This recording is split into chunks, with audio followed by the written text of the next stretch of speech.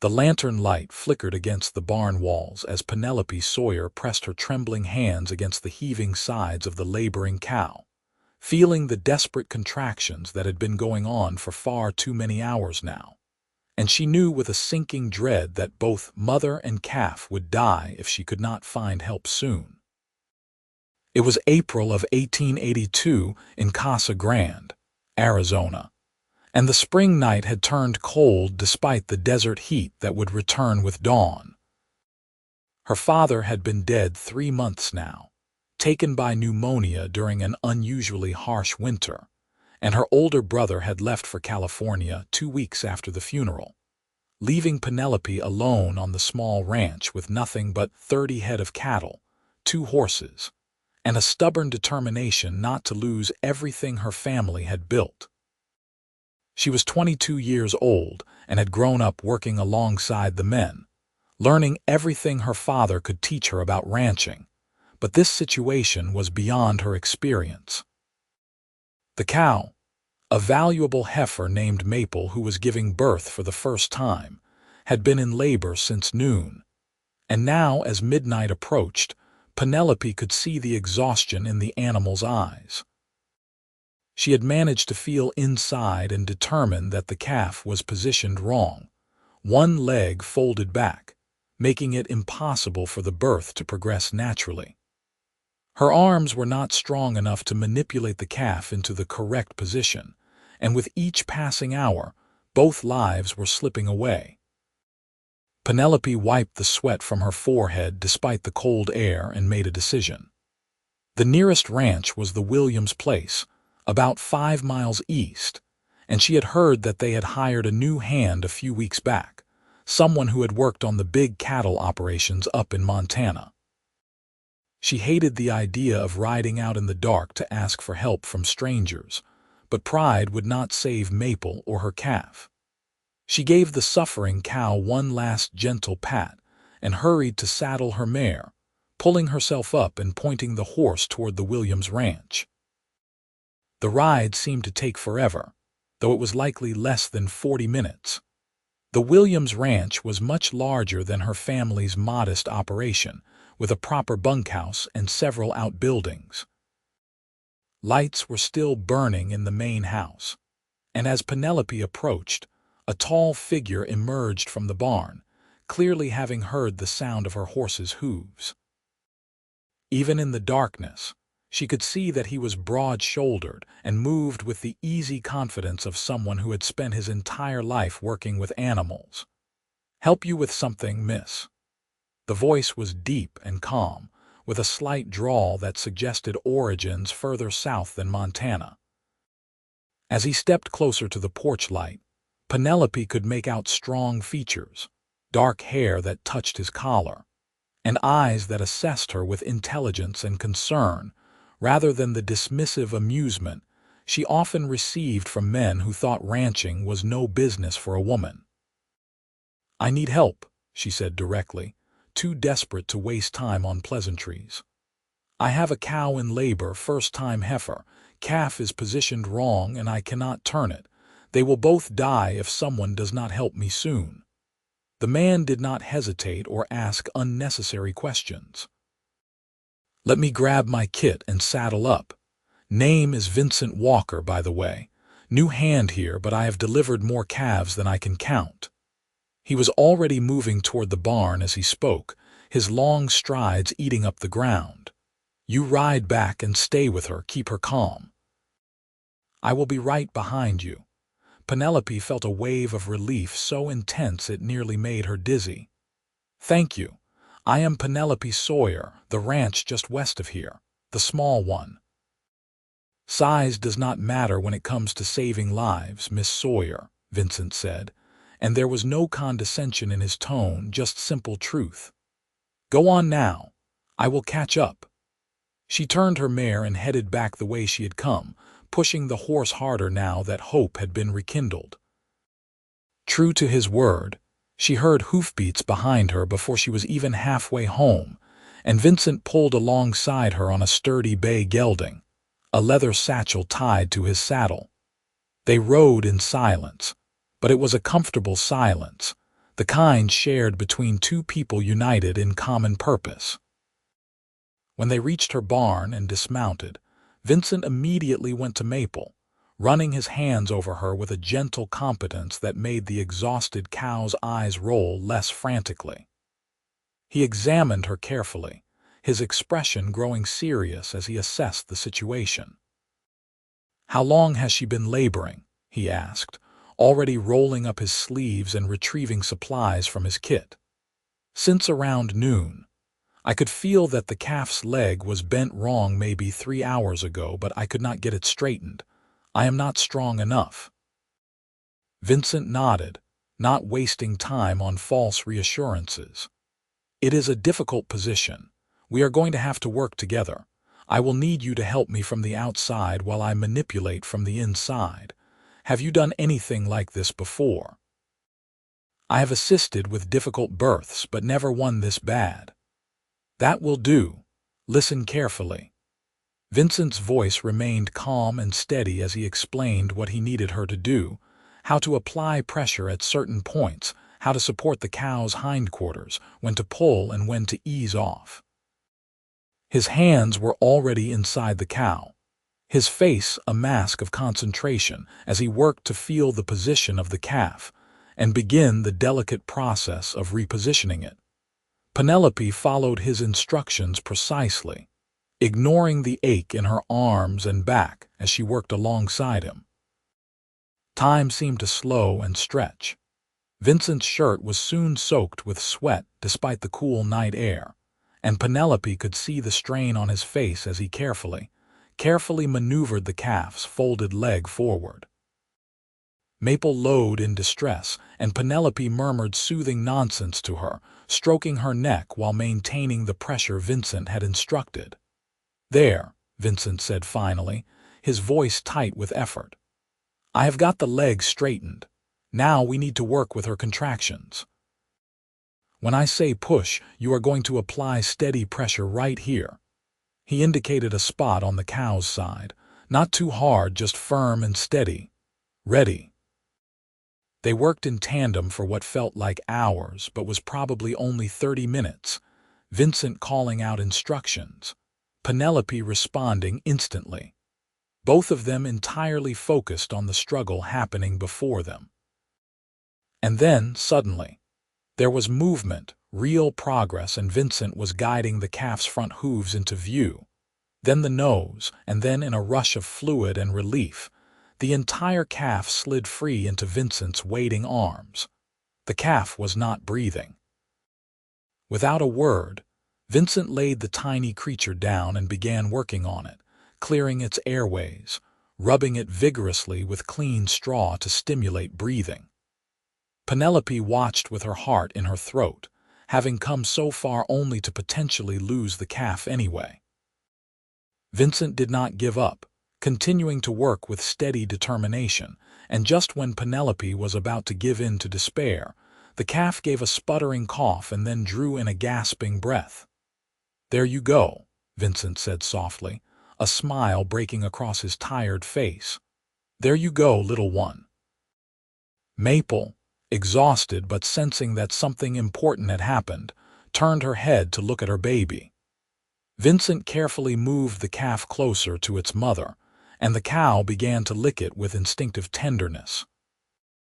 The calf was a bull, sturdy and healthy now that he was breathing, and as Penelope watched mother and baby bond, she felt tears streaming down her face. "Thank you," she whispered. "Thank you so much. I thought I was going to lose them both." Vincent stood slowly, clearly feeling the effects of the prolonged physical effort. "They are both going to be fine now. Maple did well. She is a strong one." He paused, looking at Penelope with a new awareness. "So are you. Most people would have panicked or given up hours ago." "You kept her alive long enough for help to arrive." Penelope wiped her eyes, suddenly self-conscious. "I did not have much choice. This ranch is all I have left." Something shifted in Vincent's expression, a combination of understanding and respect. "Your family's place was." "My father died this winter. My brother left for California. Now it is just me." She said it plainly, without asking for pity. "That is a lot of ranch for one person to handle alone. I will manage." The words came out more defensively than she had intended. Vincent raised his hands in a placating gesture. "I have no doubt you will, Miss Sawyer. I was just observing, not criticizing." He began gathering his supplies and cleaning up, his movements efficient despite his obvious fatigue. "You should watch her through the rest of the night, make sure the calf nurses properly, and that there are no complications from the birth." "Do you have someone who can help with that?" Penelope shook her head. "No, I will do it myself." "Then I will stay and help." "We can take shifts so you can get some rest." "I cannot ask you to do that. You have already done so much, and you must have work at the Williams place tomorrow." Vincent looked at her directly, and Penelope felt something flutter in her chest at the intensity of his gaze. "You are not asking." "I am offering. And the Williams family are good people. They will understand." When she still hesitated, he added, "Besides, I want to make sure my work was not wasted. I have a professional interest in seeing these two through the next 24 hours. Despite her exhaustion, Penelope smiled. "Well, I suppose I cannot argue with professional interest. There is coffee in the house. Now you are talking sense." They established a routine over the long hours until dawn. Vincent took the first watch while Penelope made coffee and brought out some leftover cornbread and bacon from her dinner. They sat on hay bales, watching Maple and her calf, who had successfully nursed and was now sleeping peacefully against his mother's side. The lantern light cast warm shadows, and the barn had taken on a peaceful quality now that the crisis had passed. "Where are you from originally?" Penelope asked, needing to fill the silence with something other than her growing awareness of the man sitting beside her. He was handsome. She realized now that she had time to really look at him, but it was more than that. There was a solidness to him, a capability that went beyond physical strength. "Texas, originally. Grew up on a ranch outside San Antonio. Worked my way north over the years, learning from different operations.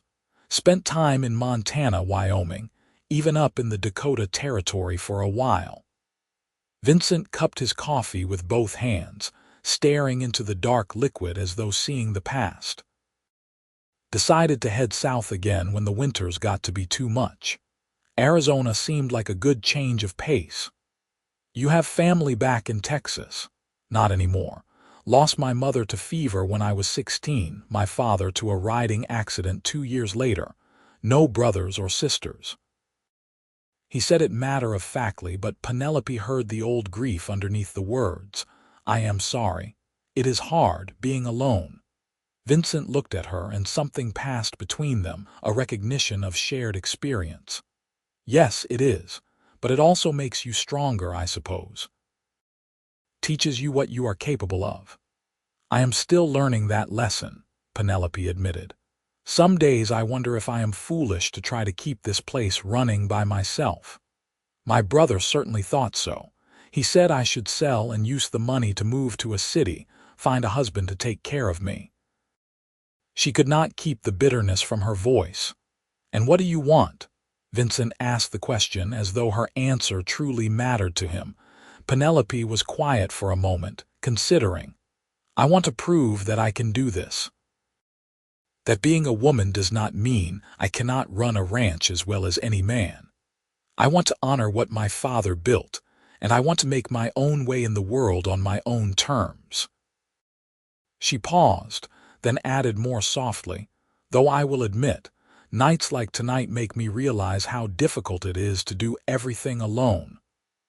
"There is no shame in accepting help when you need it," Vincent said gently. "In fact, knowing when to ask for help might be the most important skill a rancher can have."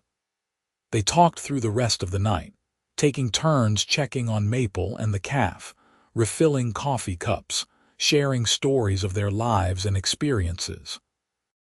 Penelope learned that Vincent was 26, that he had a gift for working with difficult animals, that he had once traveled with a trail drive all the way to Kansas, and had seen things that amazed and terrified him in equal measure.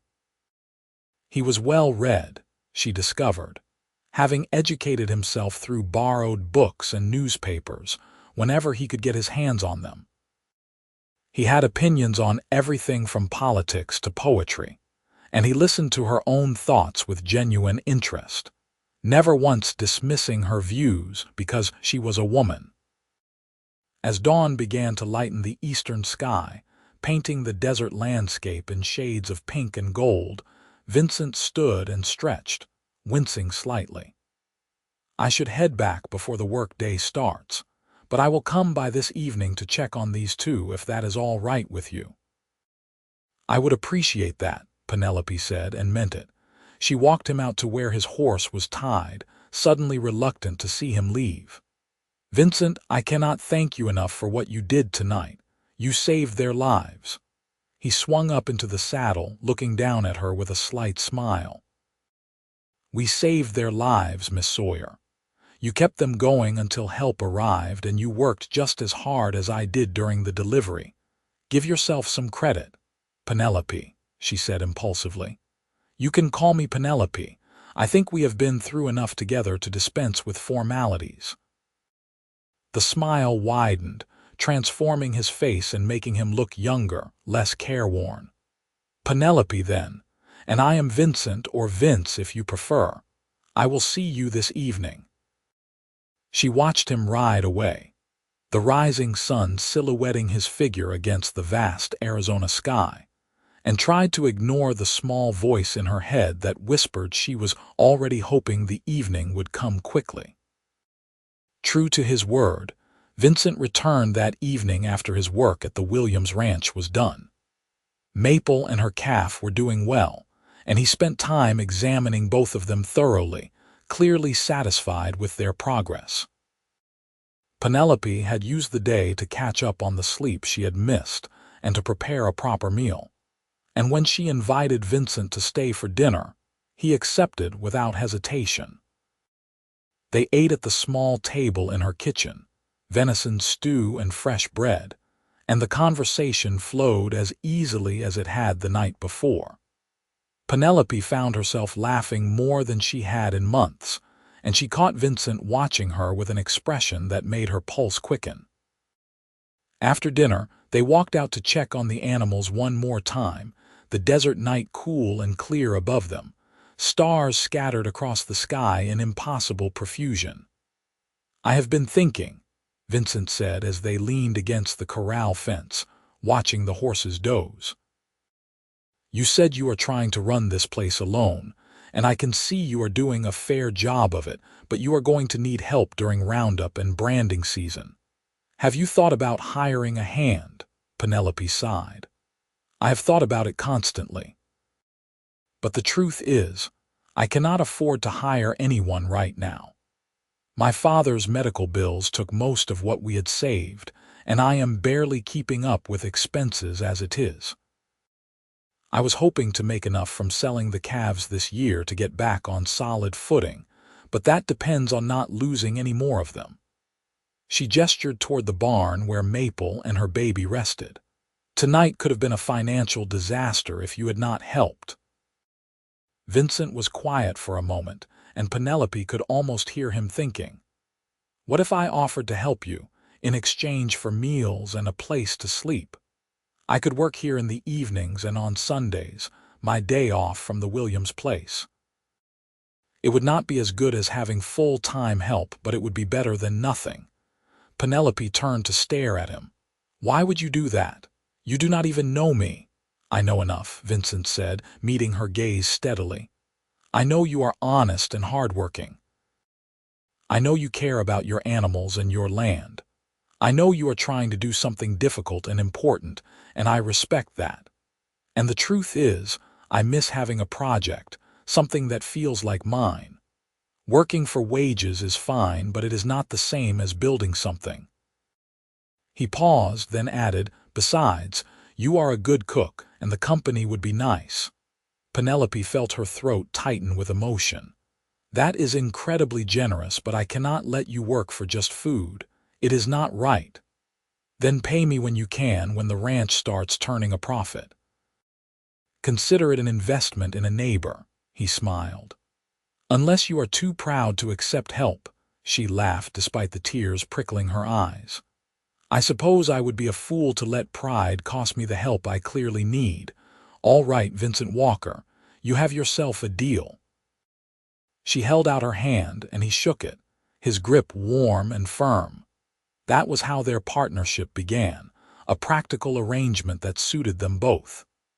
Vincent came to the Sawyer Ranch every evening after finishing his work at the Williams place, and he spent his Sundays there entirely. Together they accomplished what would have been impossible for Penelope alone. They repaired fences, tended to sick animals, branded the new calves, and began the process of preparing for the drive to market in the fall. But more than that, they became friends. Penelope looked forward to Vincent's arrival each evening with an eagerness that had nothing to do with the work that needed doing and everything to do with his company. They talked about everything and nothing, debated and laughed, and shared comfortable silences. Vincent taught her things her father had never gotten around to showing her: tricks for handling difficult cattle, better ways to organize her small operation for maximum efficiency. In turn, Penelope shared her knowledge of the local land, where water could be found in dry times, which routes were safest through the rocky terrain, which merchants in town were fair dealers and which would cheat you if given the chance. As the weeks passed into months, Penelope found herself noticing things about Vincent that had nothing to do with his usefulness as a ranch hand.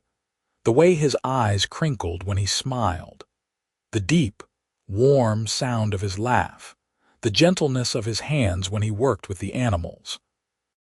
The way he always seemed to know when she was tired or discouraged, and would do something small to lift her spirits, telling a funny story or insisting they take a break to watch the sunset.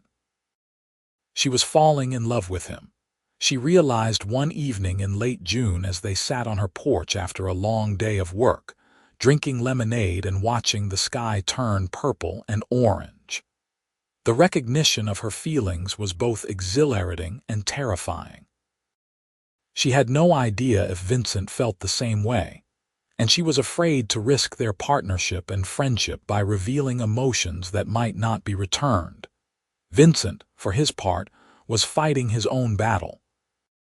From the moment he had first seen Penelope ride up to the Williams Ranch that desperate night, something about her had struck him directly in the heart.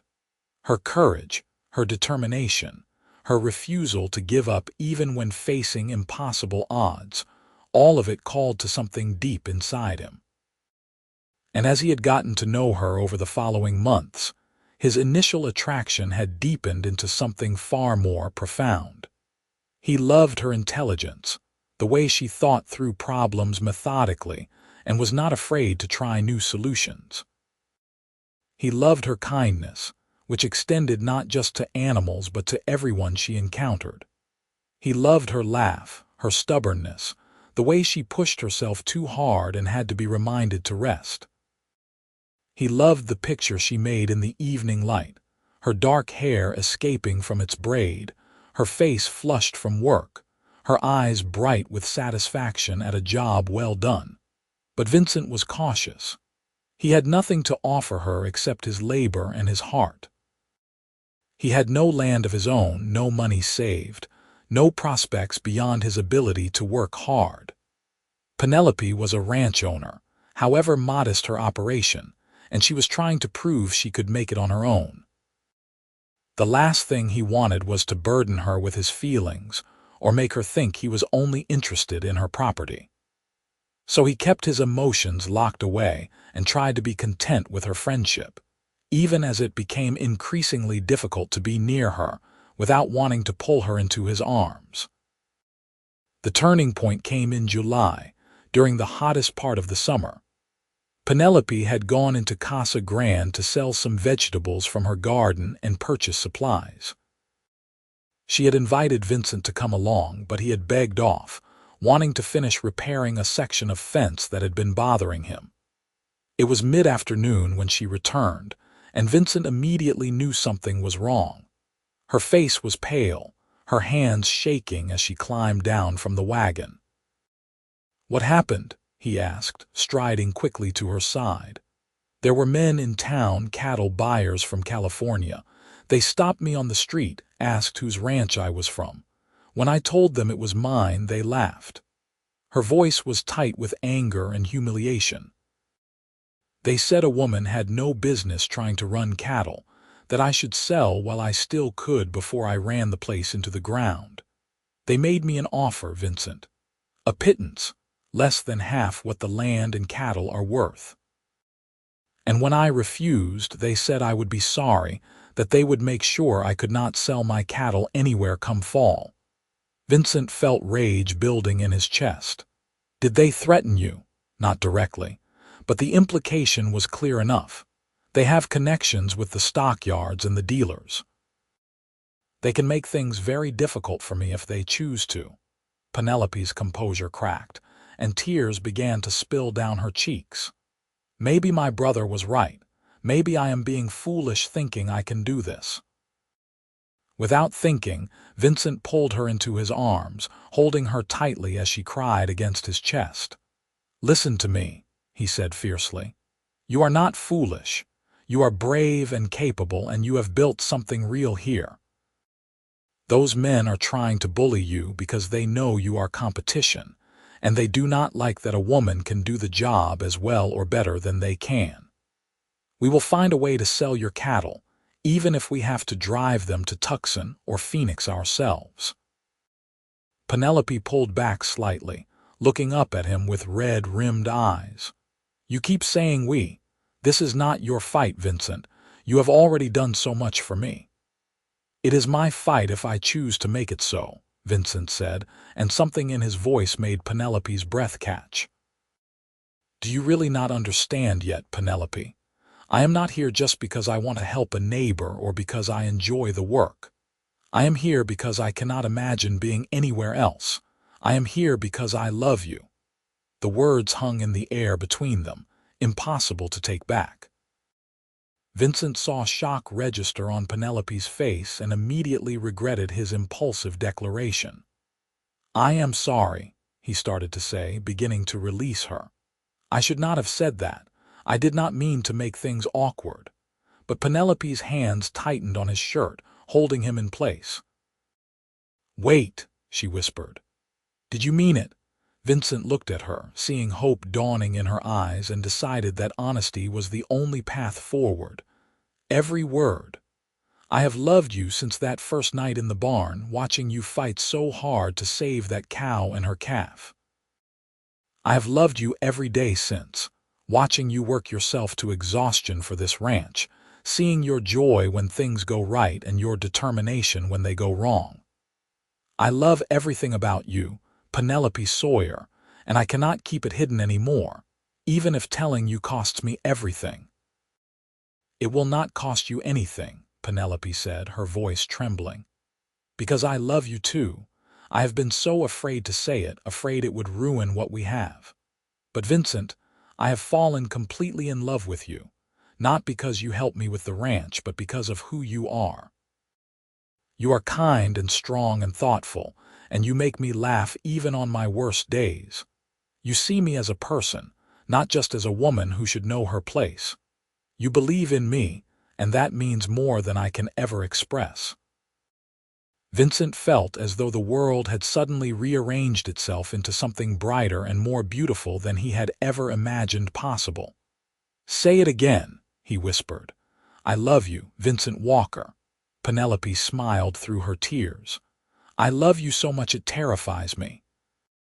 He kissed her then, a kiss that started gentle and sweet but quickly deepened into something more passionate, months of restrained longing pouring out in a single moment. When they finally broke apart, both breathless, Vincent rested his forehead against hers. "Marry me," he said urgently. "I know I have nothing to offer you but myself. No land or money or security. But I promise I will spend every day of my life working to make you happy, to help you build this ranch into something amazing, to stand beside you as an equal partner in all things." "You have everything to offer me," Penelope corrected him, smiling radiantly. "You have your heart, your loyalty, your love. That is all I need or want. Yes, Vincent. Yes, I will marry you." They held each other as the Arizona sun beat down, both of them laughing and crying at the same time, overwhelmed by the sudden transformation of their relationship. The threats from the cattle buyers seemed less daunting now that they would face them together. Everything seemed less daunting. They were married 3 weeks later, in a simple ceremony in Casa Grande with the Williams family and a few other neighbors as witnesses. Penelope wore a simple blue dress that had been her mother's, and Vincent bought a new shirt for the occasion, the first new clothing he had purchased in more than a year. The Methodist minister performed the service, and when Vincent kissed his bride, there was not a dry eye among their small group of friends. The Williams family gave them 3 days to themselves, insisting that Vincent deserved a brief honeymoon after all his hard work. Vincent and Penelope spent those days alone at the ranch, working side by side as they always had, but now with the freedom to touch and kiss, and express the love they had been holding back for so long.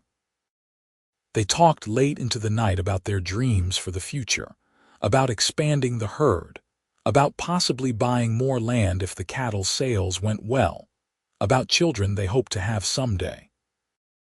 On their last evening alone, as they lay together watching stars appear in the darkening sky, Vincent brought up the topic that had been weighing on his mind. "We need to make a plan for the fall.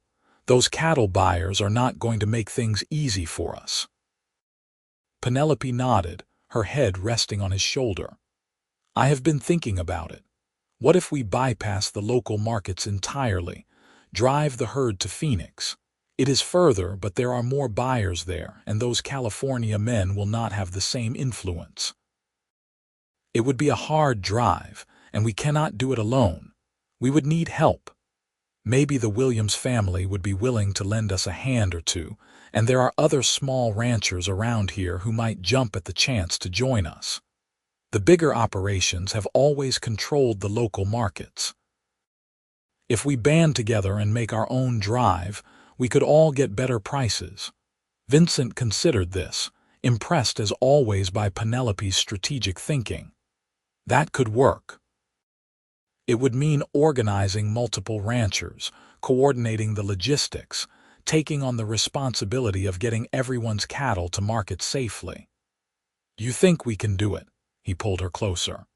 "I think we can do anything together. Let us start talking to our neighbors tomorrow." Over the next 2 months, Vincent and Penelope worked tirelessly to organize what they began calling the Small Ranchers' Drive. It was slow going at first. Many of the smaller operators were skeptical, having always accepted whatever prices the local buyers offered rather than risk the expense and danger of a longer drive. But Vincent and Penelope were persuasive, presenting their plan clearly and addressing every concern. They would pool their herds, share the costs, and hire experienced drovers to help them. Any profit above expenses would be divided proportionally based on how many head each rancher contributed. Gradually, people began to sign on. First the Williams family, whose support lent credibility to the venture. Then the Martinez family, who ran sheep but had some cattle they wanted to sell. Then old Jacob Thornton, whose small spread bordered Penelope's land to the south. Within 6 weeks, they had commitments from 8 different families, representing nearly 400 head of cattle. The planning consumed all their time. Vincent took the lead on the practical details of the drive itself, mapping the route, calculating how many days it would take, determining what supplies they would need.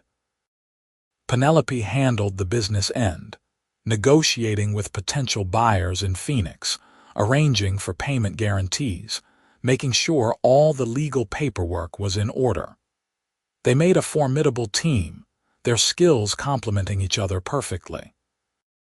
The California cattle buyers got wind of what they were planning and made one final attempt to stop it. They came to the ranch on a warm September evening, three hard-faced men who tried first to intimidate and then to bribe Vincent and Penelope into abandoning the drive. Vincent handled them with a cold courtesy that made clear he would not be pushed around, while Penelope remained calm and utterly unintimidated. "You are making a mistake," the leader of the group said as they prepared to leave. "The trail to Phoenix is dangerous. Anything could happen." "Is that a threat?" Vincent asked quietly, his hand resting casually on the pistol he wore at his hip. "Just a statement of fact. You would be wise to reconsider." After they had gone, Penelope turned to Vincent with worry in her eyes. "Do you think they will try something?" "I think they would like to, but they are not going to risk serious trouble. Too many people are involved now. If anything happened to our herd, everyone would know who was responsible." He pulled her close. "We are going to be fine." The drive began on a crisp October morning. 8 families, 400 head of cattle, 24 horses, and a handful of experienced drovers Vincent had managed to hire. The plan was to take it slow and steady, keeping the cattle healthy and minimizing losses. Phoenix was nearly 100 miles away, and they expected the journey to take about 10 days. Vincent rode point most of the time, while Penelope managed the logistics of the camp, making sure everyone was fed and the equipment was in good repair. It was exhausting work, each day beginning before dawn and lasting until well after dark. The desert terrain was unforgiving, water sources were scarce, and keeping 400 cattle moving in the right direction required constant vigilance. But despite the challenges, there was also beauty in it. The camaraderie among the ranchers, the satisfaction of seeing their plan actually working, the breathtaking Arizona landscapes they passed through, all of it felt like a confirmation that they had made the right choice. In the evenings around the campfire, people shared stories and songs, and Vincent and Penelope would steal moments alone, walking out into the desert night to look at the stars and remind themselves why they were doing this. On the 5th day, they faced their biggest challenge. A group of riders appeared on the horizon, and as they drew closer, Vincent recognized the brands on their horses. They were men from one of the big ranches north of Casa Grande, the operation that had always worked closely with the California buyers. Vincent called a halt and rode out to meet them, his hand again resting on his pistol. "Help you gentlemen with something," he called out when they were within speaking distance. The lead rider, a weathered man with cold eyes, looked past Vincent to the cattle beyond. "Heard you folks were driving to Phoenix. Seems like you might have some cattle in that herd that do not belong to you." It was a serious accusation. Rustling was a hanging offense, and even the hint of it could destroy their venture. Vincent kept his voice level. "Every head of cattle in that herd is accounted for and legally owned by one of the families on this drive. We have the bills of sale and brand registrations to prove it." "Well, I reckon we should take a look at those papers then, just to be sure." Penelope had ridden up to join Vincent, her face set in determined lines. "You have no authority to demand anything from us. This is open range and we are engaged in legal commerce. Unless you have specific evidence of a crime, I suggest you move along." The riders exchanged glances, clearly not having expected a woman to speak with such authority.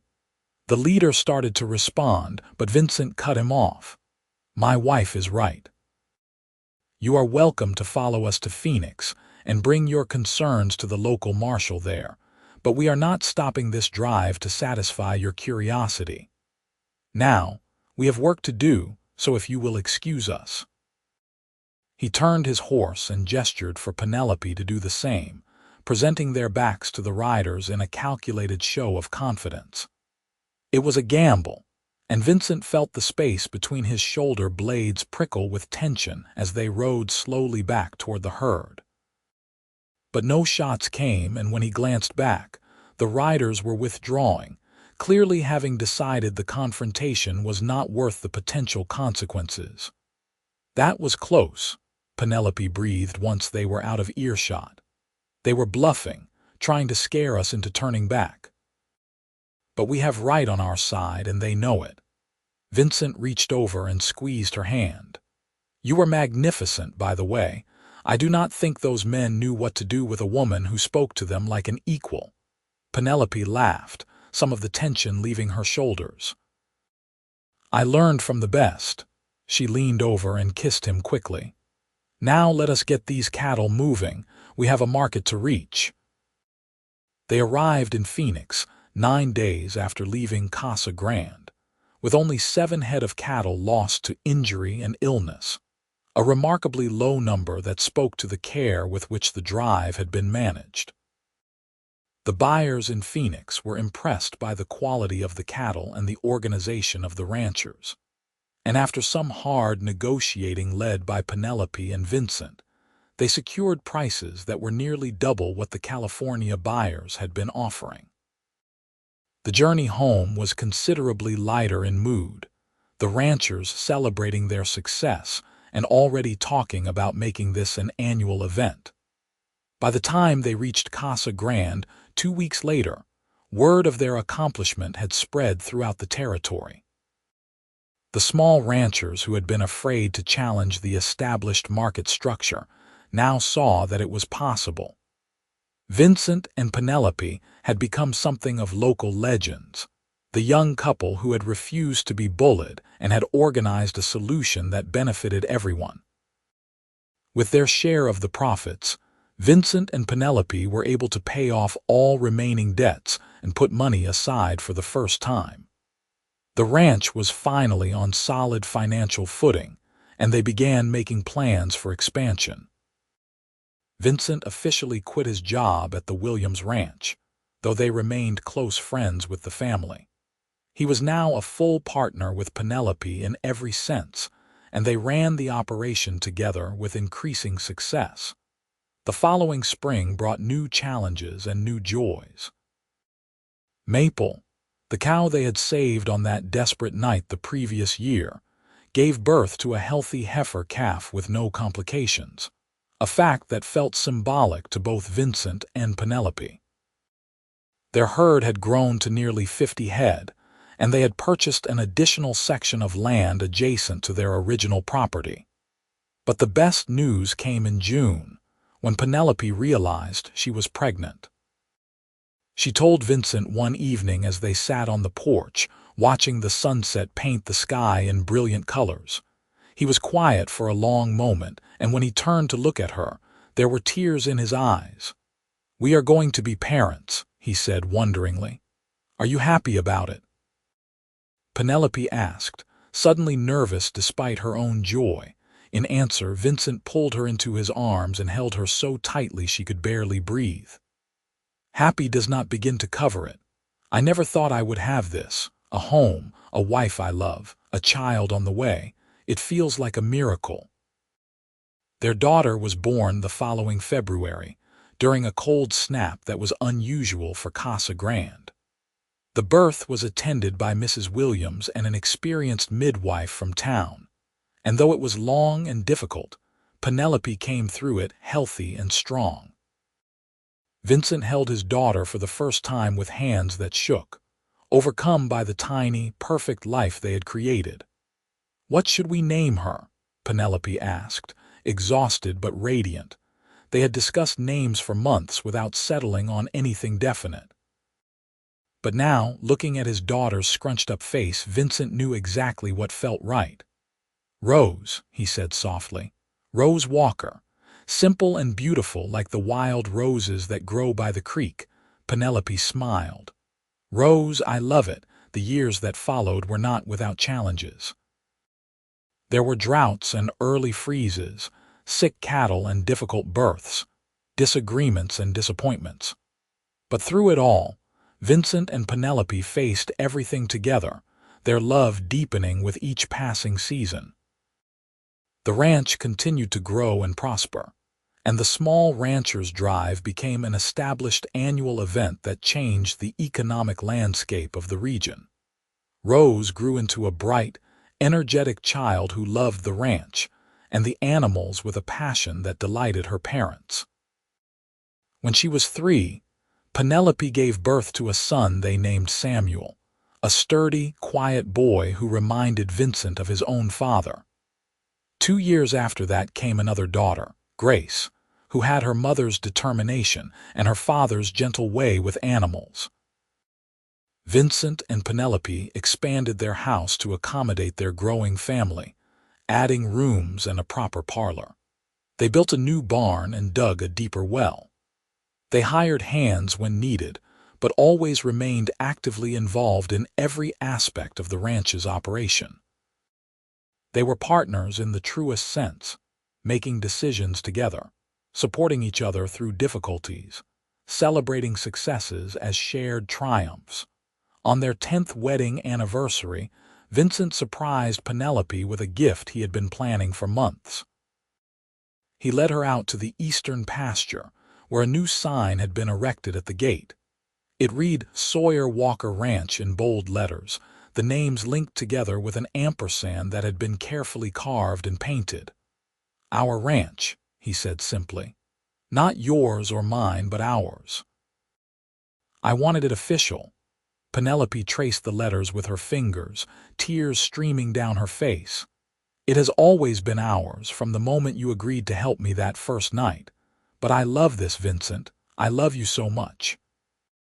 They stood there together, their 3 children playing nearby, the cattle grazing peacefully in the distance, the Arizona sky stretching endlessly above them. Vincent thought back to that desperate night 10 years ago, when a frightened young woman had ridden up to ask for help saving a cow and her calf. He thought about all the moments that had led from that night to this one, all the choices and chances and small miracles that had brought them to this place of peace and plenty. "You remember that night?" he asked Penelope. "When you came to find me because Maple was in trouble?" "Every detail," Penelope said. "I was so scared, so certain I was going to lose everything. I had no idea that asking for help would change my entire life." "I knew the moment I saw you that you were someone special," Vincent admitted.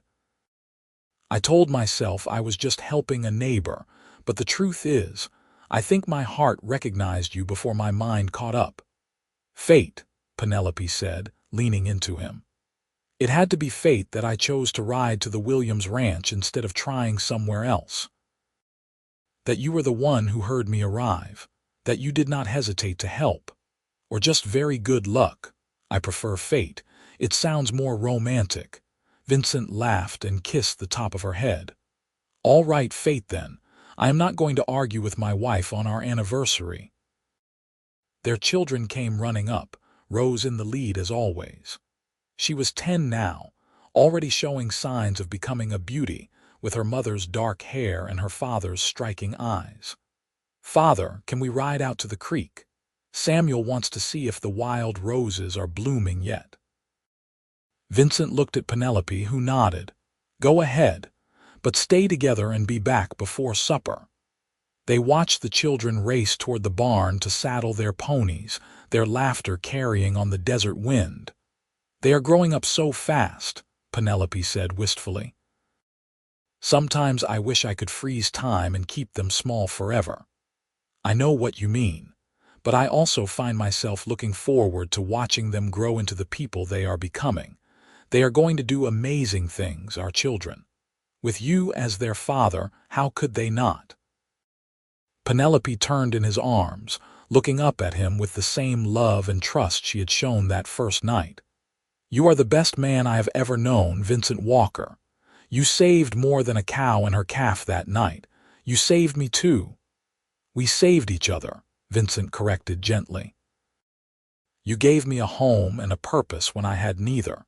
You made me believe I could be more than just a wandering cowhand. Everything good in my life exists because you took a chance on me. They kissed there in the fading light, two people who had found in each other exactly what they needed to become who they were meant to be. Around them, their ranch thrived, a testament to their hard work and partnership. In the barn, Maple grazed peacefully, an old cow now but still healthy, still producing calves each year. Her first son, the one they had fought so hard to save, had grown into a magnificent bull who was now the foundation of their breeding program. That evening, after the children were in bed and the day's work was done, Vincent and Penelope sat on their porch as they had countless times before. The stars were coming out, bright and close in the clear desert air. Penelope rested her head on Vincent's shoulder, completely content. "Tell me something," she said drowsily. "If you could go back to that night and know everything that was going to happen, would you still have come to help me?" Vincent did not even need to think about it. In a heartbeat, every single time. "You are the best thing that ever happened to me, Penelope. These years with you have been the happiest of my life. Even when the creek dried up and we thought we were going to lose half the herd, even then.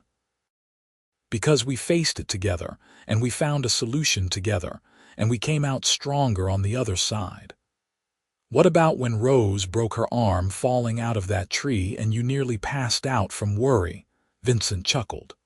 "All right, I could have done without that particular memory. But even the hard times, the scary times, they are all part of the tapestry of our life together. I would not trade a single moment." Penelope lifted her head to look at him. "Do you think we will have more children? Would you want to, maybe?" "I am not getting any younger, but I am only 32. There is probably time for one or two more if we wanted." Vincent pulled her close again. "Then we will see what happens. If God blesses us with more children, we will welcome them. If not, we have been blessed beyond measure already." They sat in comfortable silence for a while, listening to the night sounds of the desert, the distant lowing of cattle, the chirp of insects, the whisper of wind through the dry grass. It was a peaceful, perfect moment, the kind that marks a life well lived. "Vincent," Penelope said softly. "Yes. Thank you for being exactly who you are, for seeing me as a partner instead of just a wife, for building this life with me."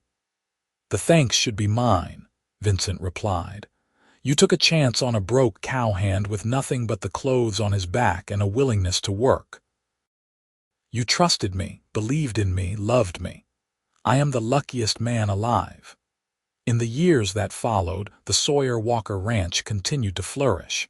They did have 2 more children, twin boys born when Penelope was 34, rounding out their family at 5. The ranch grew to become one of the most respected operations in the territory, known for quality cattle and ethical business practices. Vincent and Penelope became leaders in their community, advocating for small ranchers and helping to organize cooperatives that gave everyone a fairer chance at success.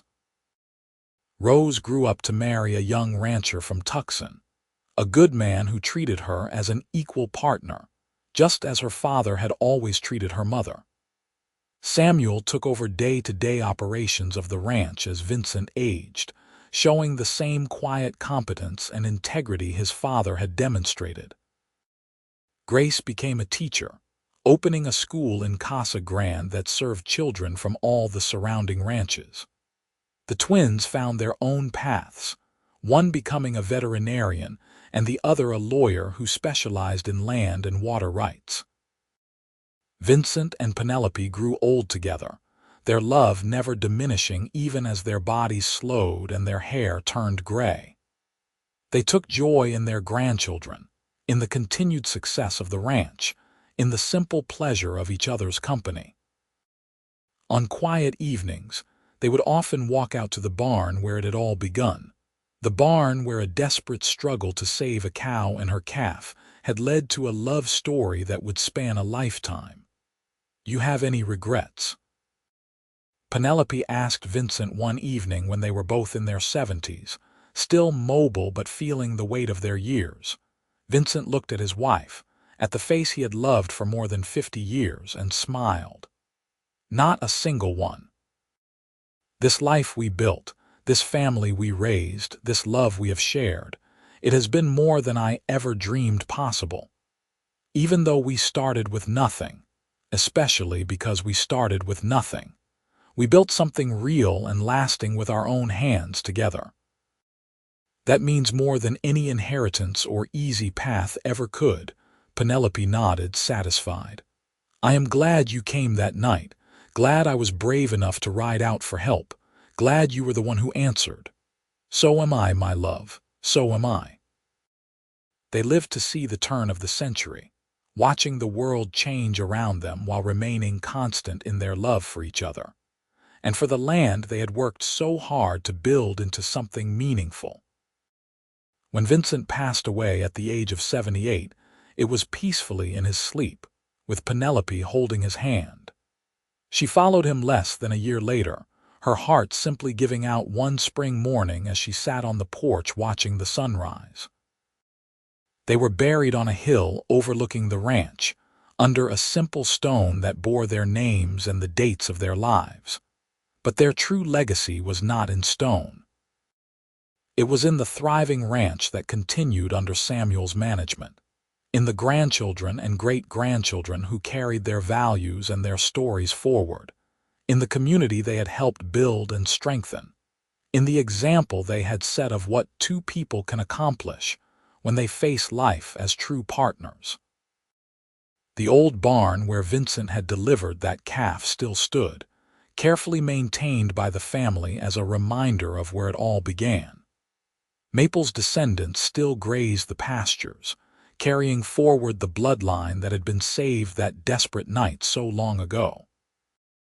And on quiet evenings, when the wind blew just right across the desert, some swore they could still feel the love that Vincent and Penelope had poured into every acre of that land, a love that had transformed not just a struggling ranch but the entire community around it. Their story became legend in Casa Grande and beyond, told and retold as an example of frontier resilience, of partnership between man and woman, of the kind of love that builds rather than simply consumes. Young couples starting out would visit their graves and say a prayer, hoping for even a fraction of the happiness Vincent and Penelope had found together. The small rancher's drive, which they had founded, continued for generations, eventually evolving into a cooperative that ensured fair treatment for all the ranchers in the region. Samuel, following in his parents' footsteps, ran the ranch with integrity and wisdom, never forgetting the lessons they had taught him. He told his children and grandchildren about that night when his father had ridden out to help a desperate young woman save a cow, and how that single act of kindness had changed everything. He told them about the hard work and determination his parents had shown, about the partnership that had been the foundation of their success, about the deep love that had sustained them through both good times and bad. "Your grandfather always said that helping others was never a waste of time," Samuel would tell the younger generation. That night when he rode out to help your grandmother, he did not know it would lead to love and marriage and this entire family. He just knew someone needed help, and he had the skills to provide it. That is the kind of people they were, always ready to lend a hand, always willing to work hard, always putting love and integrity above profit or convenience. The family stories also included the humor and warmth that had characterized Vincent and Penelope's relationship. How Vincent would leave wildflowers on Penelope's pillow when he had to ride out before dawn. How Penelope would pack Vincent's favorite foods for long days on the range. How they would dance together in the kitchen when they thought no one was watching. How they never went to bed angry, always talking through their disagreements until they found common ground. How they had faced every challenge as a team, from drought and disease to financial difficulties and family crises. They were not perfect, Samuel would always add. They fought sometimes, made mistakes, had their share of struggles. But they never gave up on each other, never stopped believing in what they were building together.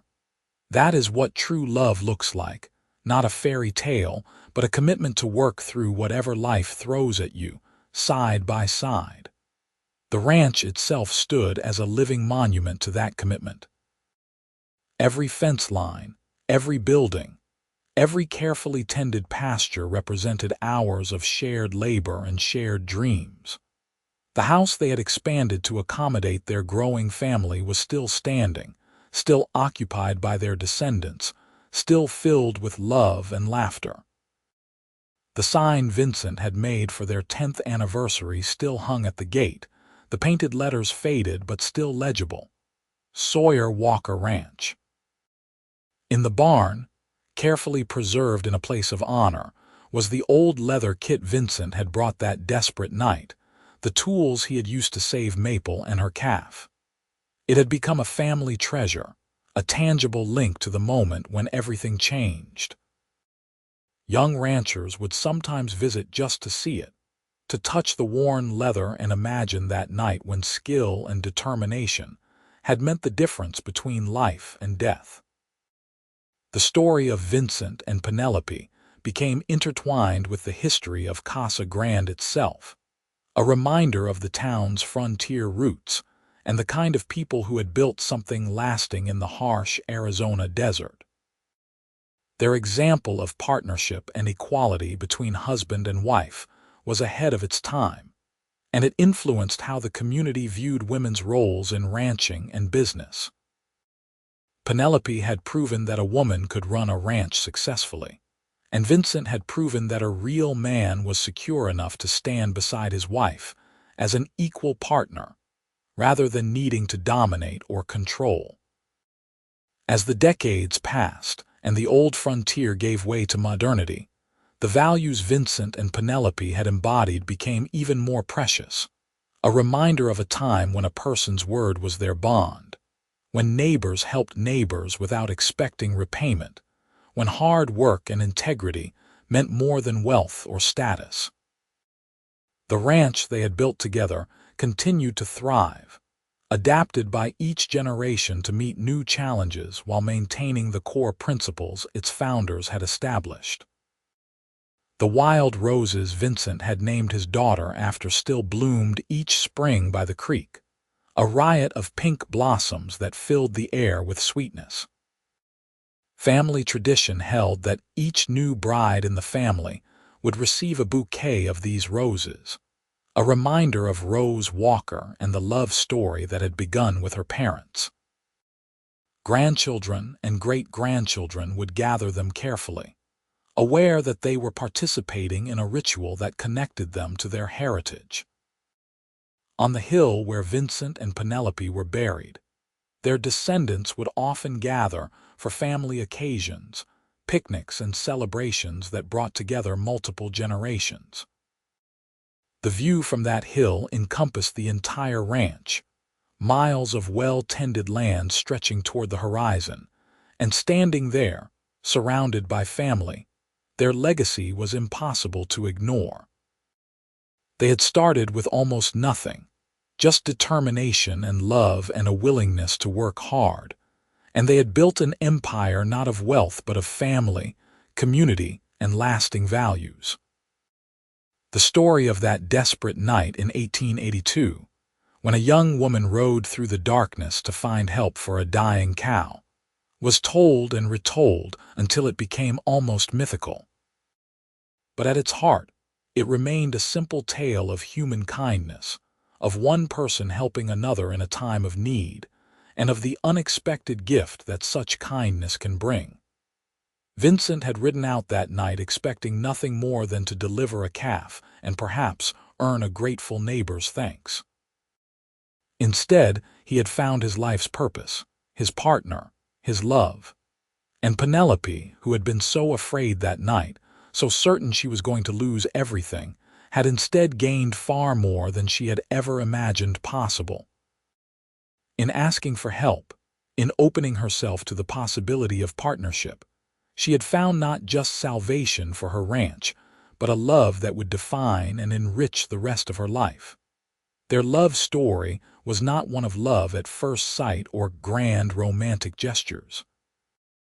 It was a story of two people who found each other at the right time, who recognized in each other qualities they admired and needed, who chose each day to build something together. It was a love story forged in hard work and mutual respect, deepened through shared challenges, and sustained by genuine affection and unwavering commitment.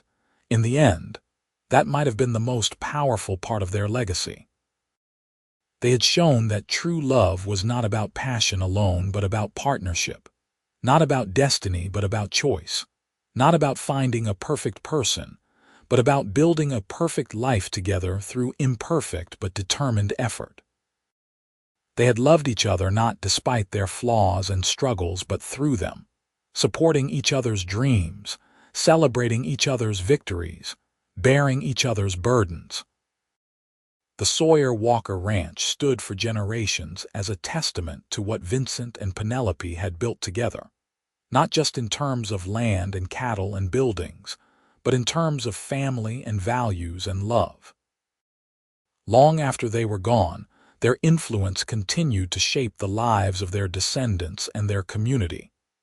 They had started with nothing but hope and determination, and they had created something that would outlast them by many lifetimes. And it had all begun with a cow trying to birth a calf that would not come, and a cowboy who worked all night to save them both, never knowing that in saving those lives, he was beginning the greatest adventure of his own life. That night of struggle and triumph had been the foundation for everything that followed, proof that sometimes the most important moments in our lives come disguised as simple acts of kindness, and that saying yes when someone asks for help can change not just their life but your own in ways you never could have imagined. Vincent and Penelope's story lived on, whispered by lovers under starry desert skies, told to children as an example of true partnership, remembered by the community as a golden example of what the frontier spirit could create when combined with love and integrity. They had lived fully, loved deeply, and left behind a legacy that would endure as long as the desert wind continued to blow across the land they had worked so hard to tame and treasure.